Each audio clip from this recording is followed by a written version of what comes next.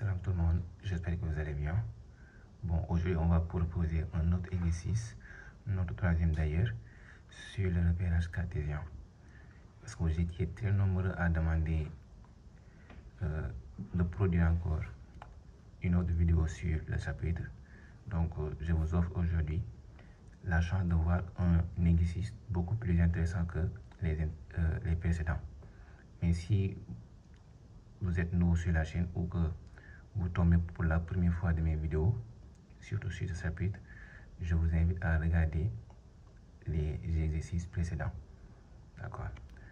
Bon, pour cet exercice, on va lire les questions une par une et les répondre. Voilà, pour avoir plus d'organisation dans la vidéo. Bon, on dit ABC est un triangle rectangle en A, tel que AB est égal à 2AC, I, le milieu du segment BC, F, le symétrique de C par rapport à A, et G, le baissant des points, A-6, B3, C, C5. Pour la première question, on demande de justifier que A, AB, AC est un repère orthogonal. D'accord?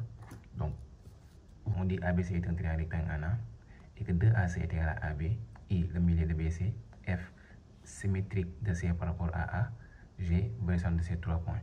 On demande de justifier que AABAC est un repère orthogonal. Voilà. Je dis ABC est un triangle rectangle en A. Alors, AB est forcément perpendiculaire à AC. On est d'accord. D'où ABAC forme une base. Si ABAC est une base, qu'appelle-t-on base? On appelle base deux vecteurs du plan non collinaire. Et si AB est perpendiculaire à AC, ça veut dire que les deux vecteurs ne sont pas collinaires, alors ils forment une base.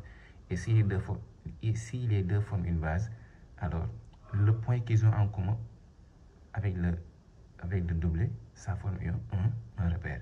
Mais quel type de repère? Puisqu'on avait dit que AB et AC sont perpendiculaires. Les deux droits sont perpendiculaires, les deux vecteurs sont orthogonaux. Puisque les deux vecteurs sont orthogonaux, alors on a un repère orthogonal. D'accord? Ici, il n'y a pas de calcul à faire. On demande de justifier. Donc, voici la justification. Pour la deuxième question, on dit quelles sont les coordonnées des points I, F et G dans le repère A, AB, AC.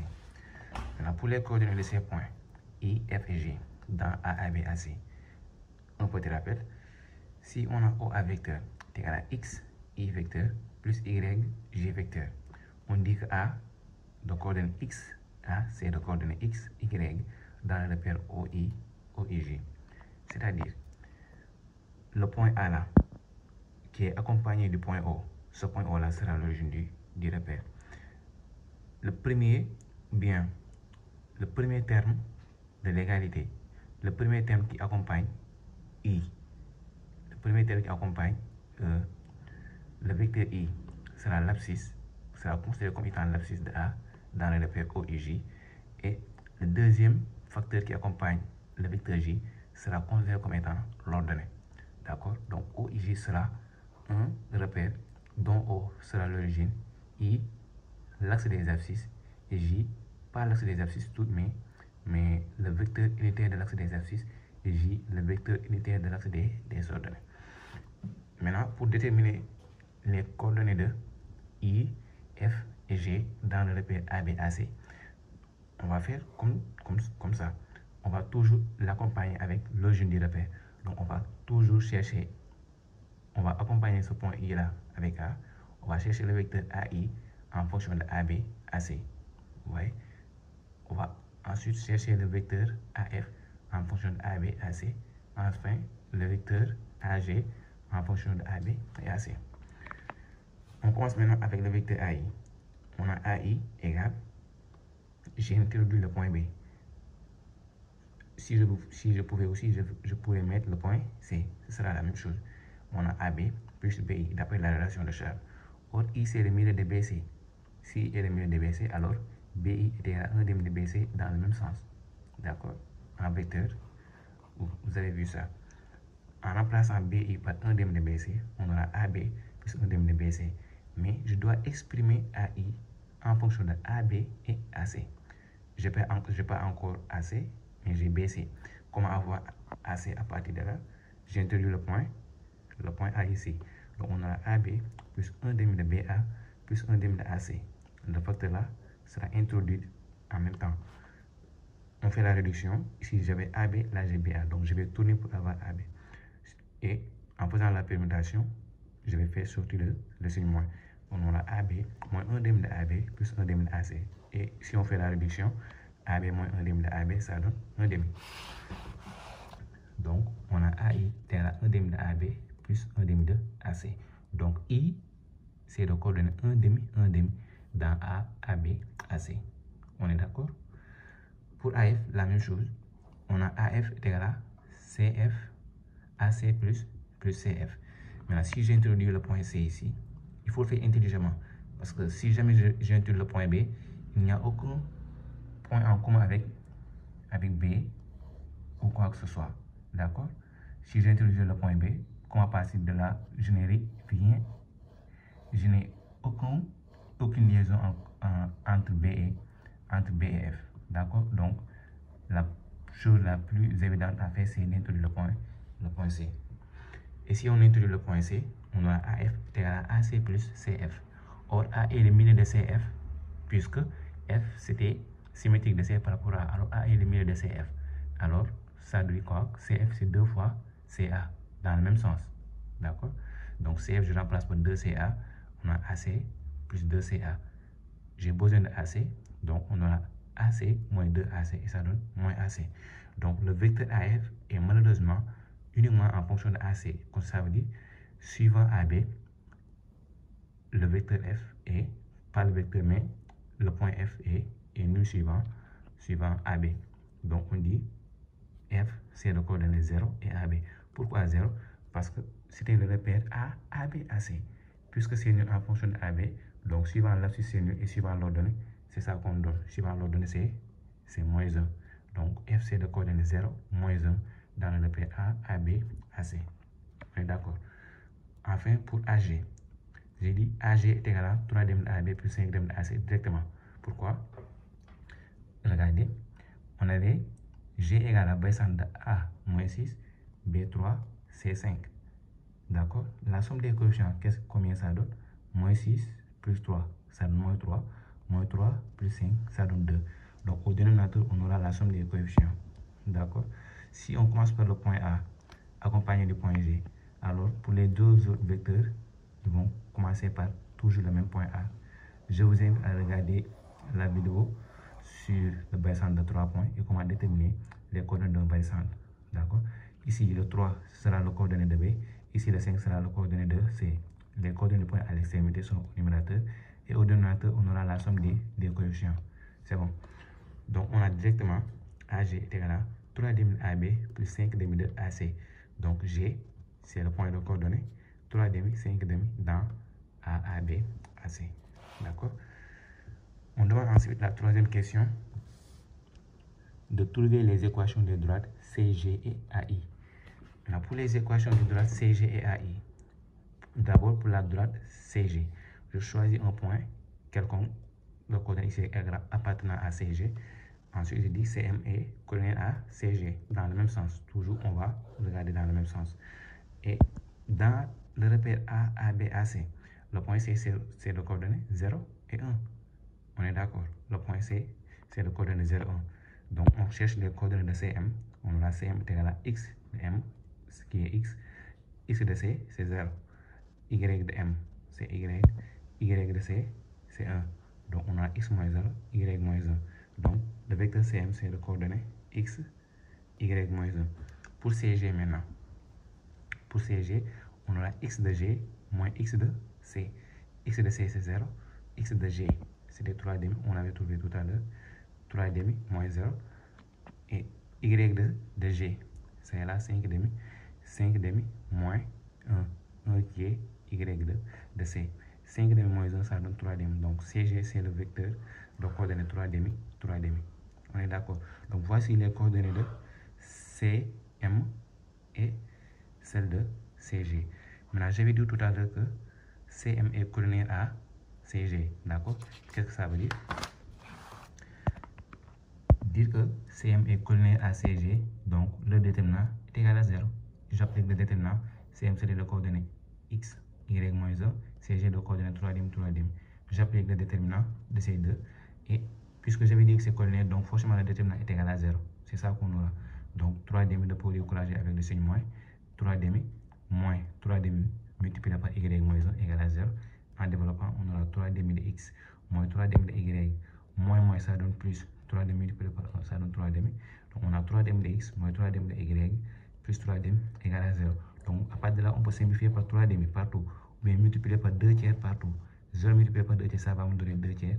Et ici, en multipliant partout par 2 tiers, on aura 1. Donc ce qui me donne CG, c'est l'équation. C'est la droite d'équation x moins y plus 1 égale à 0. On est d'accord? Pour la droite AI, je dis soit n, puisque j'avais pris tout à l'heure m appartenant à AI. Je choisis cette fois-ci le point n de coordonnée x, y appartenant à AI. Alors, on aura AN est collinaire à AI. N'oubliez pas, A c'était l'origine du repère. Alors, les coordonnées de AN sont uniquement les coordonnées de N. Et les coordonnées de AI aussi sera uniquement les coordonnées de I dans le repère AI, A, AB, AC. Puisque j'ai choisi N comme étant le point de coordonnée x, y, alors AN sera le coordonnée x, y, et AI sera le point de coordonnée 1 demi, 1 demi, parce que I c'était de coordonnée 1 demi, 1 demi dans A, AB, AC. On est d'accord? J'applique à partir de là le déterminant. Qu'est-ce qu'on aura? AN, c'est des coordonnées x, y, ce sont uniquement les coordonnées de N. AI, c'est 1 demi, 1 demi, les coordonnées de I, égale à 0. Le déterminant, le produit croisé avec le signe moins, on aura 1 demi de x moins 1 demi de y égale à 0. Comme j'avais dit tout à l'heure, en multipliant, pour simplifier l'expression, si on a un dénominateur commun, alors on peut multiplier au numérateur par le dénominateur pour le faire disparaître. Donc on aura AI, c'est l'équation x moins y égale à 0. Voici l'équation de la droite AI. Pour la quatrième question, on demande de montrer de deux façons que les droites CG et AI sont parallèles.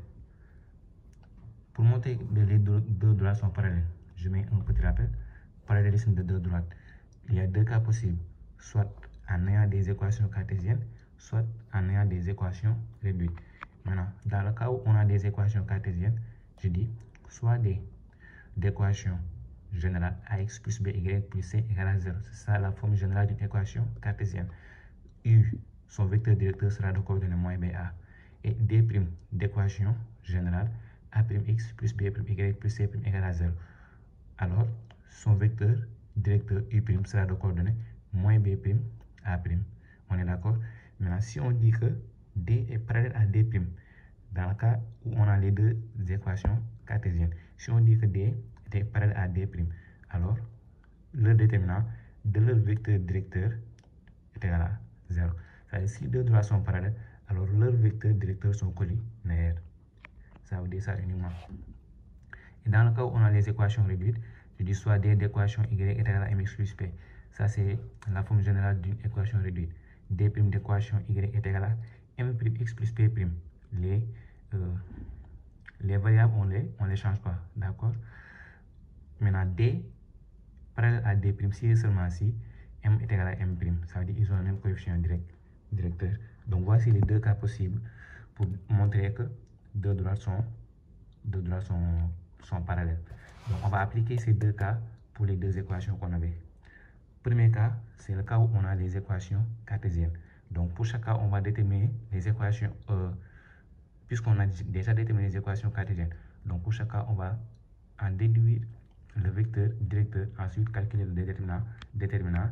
Et si on trouve le déterminant égal à 0, alors on peut déduire que les deux droites sont parallèles. Pour la droite CG, on avait trouvé comme équation x moins y plus 1 égale à 0. Alors son vecteur directeur, c'est 1, 1. Pourquoi 1, 1? Si mon b c'est moins 1, alors mon moins b sera, parce que j'ai dit, c'est de coordonnées moins ba, mon moins b sera 1. A c'est 1. Donc on a eu de coordonnées 1, 1. Donc AI, et pour AI, on avait la droite d'équation x moins y égale à 0. Ça y est là, x moins y égale à 0. Donc son vecteur directeur, V, c'est le coordonnée aussi 1, 1. C'est l'opposé du coefficient de y. Donc calculons le déterminant de UV, le déterminant de ces deux. Et si on trouve 0, alors on peut dire que les deux droits sont parallèles. Ce sont ces deux droits-là. Mais le déterminant de UV, ça donne quoi? Les coordonnées de U, les coordonnées de V. Comment on calcule le déterminant? On fait le produit croisé séparé par le signe moins. Donc 1 fois 1 moins 1 fois 1, ça donne quoi? 1 moins 1 et ça donne 0. Donc, puisqu'on a le déterminant de UV est égal à 0, alors les deux droites CG et A ils sont parallèles. Donc, voici le premier cas, le cas où on a les équations cartées. Maintenant, la deuxième façon, on va déduire à partir des équations cartésiennes les équations réduites et montrer que les deux ont le même coefficient directeur. Voici la droite CG. CG, c'est l'équation x moins y plus 1 égale à 0. Alors CG, d'équation réduite, y est égal à x plus 1. En transposant le moins y, on a y. Les deux là ne changent pas de signe. Donc ici, le coefficient directeur de cette droite, je l'appelle m. Donc c'est égal à 1. Pour AI, c'est l'équation générale x moins y égale à 0. Donc y est égal à x. C'est ça qu'on a comme équation réduite. Et quel est le coefficient de x? Ce sera 1. Et je l'appelle m'. D'accord? C'est le coefficient directeur de la droite. Donc, vu que m est égal à m' est égal à 1, alors les deux droites sont forcément parallèles. Donc, voici la démonstration de deux manières différentes de comment montrer que deux droites sont parallèles. Pour la question suivante, la parallèle à la droite BC passant par F coupe la droite CG en J. Trouvez une équation de la droite FJ, puis déduire les coordonnées du point J. Donc, c'est ici que j'ai mis la construction au complet. C'est ça qu'on aura. On doit trouver une équation de la droite FJ. On dit quoi? La parallèle à BC passant par F. Voici la parallèle à BC passant par F. On me dit cette droite parallèle là à BC passant par F, elle coupe la droite CG en J. Voici la construction de J. Si vous ne savez pas comment construire le baissant de 3 points, je vous invite à regarder ma vidéo sur le baissant de 3 points. Donc voici la construction au complet. On doit maintenant déterminer l'équation de cette droite FJ là. On est d'accord? Maintenant, d'après ce qui est dit dans cette partie, FJ est parallèle à BC. Alors si FJ est parallèle à BC, on a deux cas possibles. Soit on a deux possibilités pour démontrer le parallélisme. Soit je passe par les équations réduites, les deux ont le même coefficient directeur, soit je passe par les coefficients directeurs en appliquant le déterminant.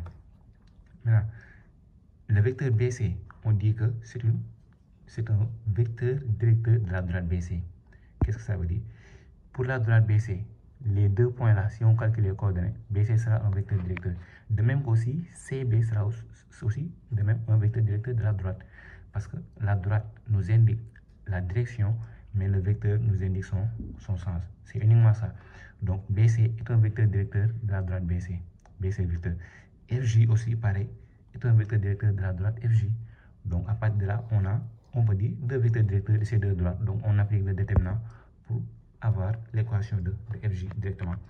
On calcule les coordonnées de BC. BC, c'est le coordonnée x de B moins x de C moins x de B et y de C moins x de moins y de B. Maintenant, dans le repère AABAC, B c'est le coordonnée, C du moins c'est le coordonnée 0, 1 et B le coordonnée 1, 0. On est d'accord? Donc, si on fait le calcul, on aura BC c'est le coordonnée moins 1, 1. Et pour FJ, J, on va le considérer comme étant notre inconnu x, y. On ne connaît pas ses coordonnées, mais on connaît les coordonnées de F. Je mets FJ sera le coordonnée x moins x de F, y moins y de F. Avec x de F, on avait trouvé 0 et y de F, on avait trouvé moins 1. Donc, si on fait la réduction, on aura FJ, c'est le coordonnée x et y plus 1. Déterminant de FJ, BC, Donc, ça doit être égal à 0, puisqu'on me dit que les deux sont parallèles. Donc, le déterminant doit être égal à 0. Les coordonnées de FJ, les coordonnées de BC. Si on applique le déterminant, le produit croisé avec le signe moins, une fois x moins 1 multiplié par y plus 1 égale à 0. Si on réduit, moins ça donne plus multiplié par y plus 1 ça donne plus y plus 1. Donc on a x plus y plus 1 égale à 0. Donc voici l'équation de la droite FJ directement. Mais on peut le déterminer autrement. Comment? En passant par les équations réduites. En passant par les équations réduites, donc on va déterminer l'équation de la droite BC. Si on détermine l'équation de la droite BC, ce sera l'équation cartésienne générale. À partir de l'équation cartésienne générale, on a déduit l'équation réduite. Ensuite, on continue notre procédé. Je dis soit M de coordonnées x, y appartenant à la droite BC, alors le déterminant de BM/BC est égal à 0. Toujours dans la même ligne que tout à l'heure. On détermine les coordonnées de BM et celles de BC. On a alors BM sera le coordonnée, puisque j'ai dit M c'est le coordonnée x, y, B de coordonnée 1, 0 dans le repère AB, AC. A, AB, AC, B c'est de coordonnée 1, 0. Donc on a x moins 1, y moins 1. Alors BM c'est le coordonnée x moins 1 et y. BC, on avait calculé tout à l'heure, on avait trouvé moins 1, 1. Alors on applique le déterminant pour trouver la droite BC. On aura x moins 1, y moins 1, 1. En faisant le produit croisé avec le signe moins, c'est ça qu'on aura. Moins 1 multiplié par y, ça donne moins y. Moins y, ça donne plus y. Alors on aura x moins 1 plus y égale à 0. C'est ça l'équation de la droite BC.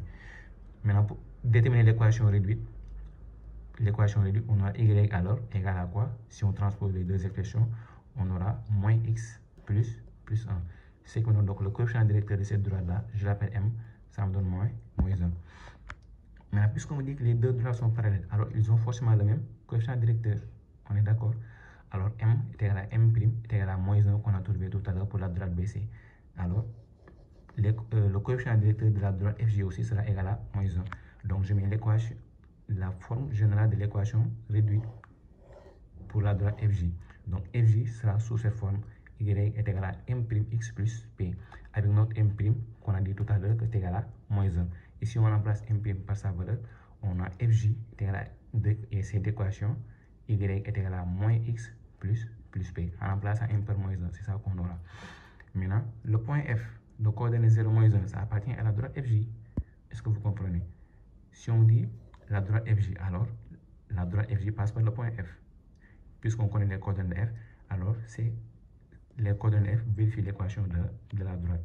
Donc, si dans l'équation FJ, si on prend le point F, alors y de F est égal à moins x de F plus P. Si on remplace les coordonnées F dans l'équation, puisque F appartient à la droite FJ, alors ces coordonnées doivent vérifier l'équation de la droite. Je mets alors y de F est égal à moins x de F plus P. On est d'accord? Alors y de F c'est moins 1, x de F c'est 0 plus P. Alors P est égal à moins 1. En remplaçant P par sa valeur dans cette expression, qu'est-ce qu'on aura? Y est égal à moins x qu'on avait tout à l'heure. P on remplace par moins 1, c'est moins 1. C'est ça. Donc FJ, c'est ça, l'équation réduite. Mais l'équation générale, on a FJ est égal à x plus y plus 1 égale à 0. Donc voici l'autre manière pour déterminer l'équation de la droite FJ.